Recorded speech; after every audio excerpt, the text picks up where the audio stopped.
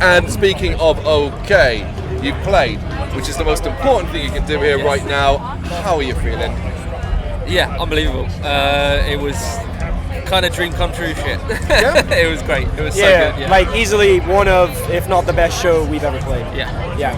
How do you rank shows though? Like in your head, how are you ranking them? Just like it's about what the audience can like give back to you, because I mean it's all about the energy you feed off from them, you know. And for me, especially as a vocalist, I need to be able to engage with the crowd. And like, you know, we've had shows in tiny rooms where people are going absolutely nuts, and it's amazing to like play a show like today and feel like that kind of energy can come out on a huge stage as well. You know what I mean? Yeah. It's like for me as well. It's like how I'm reacting on stage or how I'm acting, what I'm doing, is always a sign for me of how good the show is.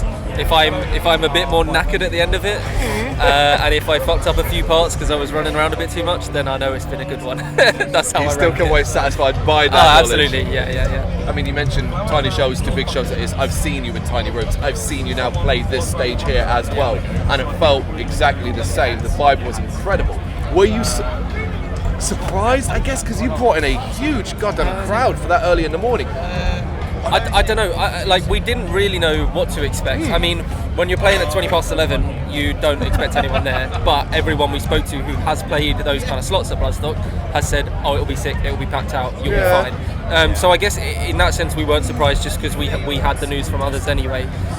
But I think it's always great. There was points in the set where you're everyone, you're losing your shit. Some of the crowd are losing their shit, and you're like, oh, it's not even midday. Yeah, exactly. So it's I guess like earliest we've ever played, right? Like yeah, for sure. Yeah. And it was like that. I mean, crazy. That's one thing I think, like when you're playing a festival. Obviously, we've only ever played 2,000 trees, but I think it's like the gratitude I have for people who chose to spend a part of their day with us. That's crazy. I mean, to me, that's bonkers. Like, unbelievable for me. Yeah, just unbelievable. You're still on that high right now, yeah? Oh yeah, I'm going to be on that high for the rest of the week at least. Yeah, but you're saying it, but like this has been an incredible year. I mean, it's been an incredible couple of years, if we're honest. But you mentioned 2,000 trees. That was this year as well. You've also done incredible fests across elsewhere. You're doing shows non-stop. It has felt like a constant upward trajectory for Brrraaains. Are you noticing that? Are you aware of that? Or are you just hoping not to pay too much attention to it in case it crashes? I think definitely aware of it. Maybe, I mean, definitely also hoping it's not it doesn't crash.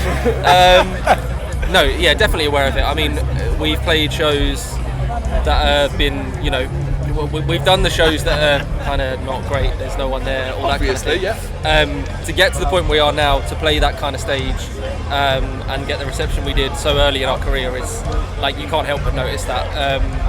And then playing shows with some of our legends that that have been influential to us this year and in previous years. It's definitely you definitely feel it for sure. That's the thing. I think you don't necessarily want to be egotistical about what you're doing. You don't want to think like, oh, I deserve all of this type thing. I mean, maybe we do work in it, but at the same time, it's kind of like every time, as I mentioned just when I answered your other question, gratitude. People who chose to spend their time with us. All these opportunities we've had. Yeah, it's hard work. It's the work we put into the band. It's the things we want to earn, and the things we want to reap from what we've sown. But at the same time, it is other people engaging with our music, engaging with us a year after the record. I mean, just never want to become ungrateful or unaware of that. What people have given to us. It's very hard to get an ego these days, of course, because ultimately, while you might love doing this and enjoy doing and all that, you're not exactly getting paid well for doing this. There is that side of things. It's very hard to always get that ego. But Bloodstock itself, obviously, is a hugely important festival for the entire country. What's your previous association? Obviously, you've not played it as a band before, but yourselves personally, what's your association with the festival? I've never been here before, to be honest, which is I know it's kind of blasphemous. I will be coming back because the atmosphere is unbelievable here. It's always been the festival that like I've been aiming for musically and as a punter.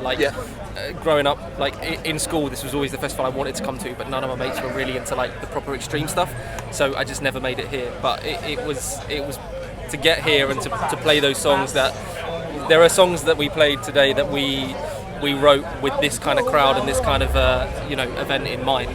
So to do that and get the response and it means a lot to us in that aspect. Yeah, unfortunately, it's the exact same for me. This is my first time here, but I mean, yeah, what a first time. I mean, honestly, and again, it kind of all the good things when I go to like Damnation, for instance. Metal fest I'm more familiar with. It doesn't have the weekend quality to it, but again, it kind of reminds me of that communal feeling to everything that we're doing. The underground metal scene coming together and feeling like a big community. And again, as I say, it's like to feel like we're a part of that. Yeah. I mean, that's you can't put that into words. You are part of this community. You have built up your reputation to the point where Bloodstock has said, "Cool, we want you to play. We want you to play the Sophie Lancaster stage." You said yourself on up there. You said how important that stage, what it actually means, is more than just a stage. You seem to be overcome by emotion a couple of times. Were you overcome by emotion a couple of times today? It felt like you were. Yeah, I mean, for one, I was extremely excited. Yes. So when I was shouting normally, my voice was cracking like crazy, but I hope everyone can forgive me for that. I kind of take the hardcore ethos where if you do it with passion, it can be a bit sloppy, and hopefully people can feed off of that. But yeah, I mean, as I said up there, especially that stage, what it means to all of us. And again, going back to what I said, we're a community. Yep. We should look out for one another. We should respect one another, and that's ultimately what it's about. And you come to a place like this, it's like mecca of metal, of like the UK metal, and it's just, I don't know, man. It's just, yeah, you can't put it into words. The gratitude I have to be here today, to talk to you. I mean, a million thank yous. Like things have happened extremely quickly for us, and then, as I say, trying never to just kind of take that for granted. Well, how do you say that, but how do you keep your feet on the ground, so to speak, to use that term? Because ultimately things move very, very fast. You are with a fantastic label who supports you really, really well. You are playing places like Bloodstock. You've done 2,000 Trees this year. You did Incineration Fest earlier on. You're up at Mangata. There's a non-stop slew of shows, and of course, riding the wave of an incredibly well-received album too. All of that is how do you mentally keep your feet on the ground? Do you talk amongst yourselves? Yeah, I think it's easy. It's easy to, well, for me personally, I look at like bands around me and peers and what they're doing, and it's very easy to, I think, look at those other bands who are maybe doing the step or a couple of steps ahead of us. And for us, it's always we want to get there, and then when we're there, we'll want to get to the next step. So we tend to not look too much at what we've done and get on all kind of high and mighty about it. It's more like we've done this, like, with 2 festivals this year, 2,000 Trees, then Bloodstock. These are the 2 kind of big festivals we're doing this year. But 10 minutes after we came off stage, me and Finn, our bassist, we're like, we can't wait for the next couple of years where we'll do 4 or 5 fests, we'll get over to Europe. It's always looking at the next bigger thing. So you don't get too caught up in the moment. You appreciate what you've got, obviously, and thankful for it. But we're not ever going to sit about and be like, how great are we get to this point? Yeah. It's always just looking at the next step, really. I think it's important that we have standards. Yeah. We want to hit a certain level, but at the same time, I think we've done this a million times as well. There's been plenty of times where we've done a performance and we're kind of like, it was maybe so or whatever. But then we'll go chatting to people and everyone will be like, that was fucking sick. Yeah. And like, it's those moments where you realize that, as I mentioned, it's just as much about the people you're interacting with that give you those chances, that give you that opportunity, that engage with you and make that show what it is. I think it's kind of a combination of both. As I say, grateful for the opportunities that we have, but always aiming for more. Having that ambition, and again, seeing everything is on a scale. Again, you don't want to rest on your laurels as a band. You want to try and keep pushing the envelope. And obviously you've got to continue to push forward. This is a nice culmination of this particular period of time, but ultimately it's still just a stepping stone to what comes next. Speaking of which, what does come next? Obviously, I'm not expecting you to give you a rundown of everything or so, or like what you're doing musically, but over the next, say, 18 months, what could we expect from you? We're in the process of kind of getting some new material together, so we don't know how that's going to culminate. We don't know quite yet what we're going to do with it, but over the next 18 months-ish, there will be some new music, so that's for one. And the big thing for us in terms of live shows, we're doing our best to kind of get on bills get support slots with some of these bigger like death metal bands. We're playing with Deicide on Sunday. We played with Suffocation a couple of months ago. We did the tour with Silosis earlier this year. Shows like that are hugely important to us. They're obviously great for getting new fans and they're usually quite good for making a bit of money. But also just playing with our heroes. It's like it's these pinch me moments where you can kind of learn how to remain grounded, you know, and see what like the next step is above.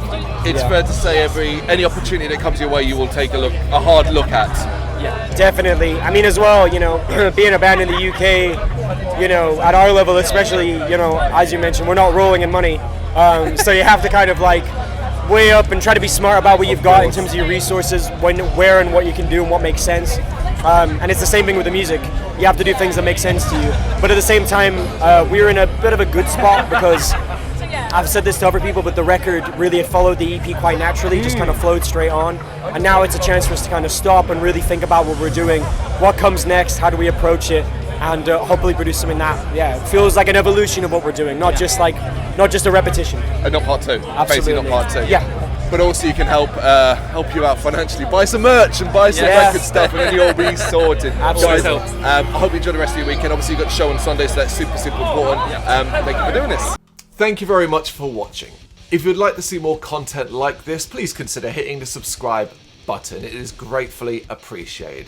You can find us over at gbhbl.com, our full website, where reviews, news, and so much more goes up daily. We're also on all social media platforms: Facebook, Instagram, Twitter, Threads, at gbhbl. Just search for gbhbl and you will find us out there. We also have merchandise on sale.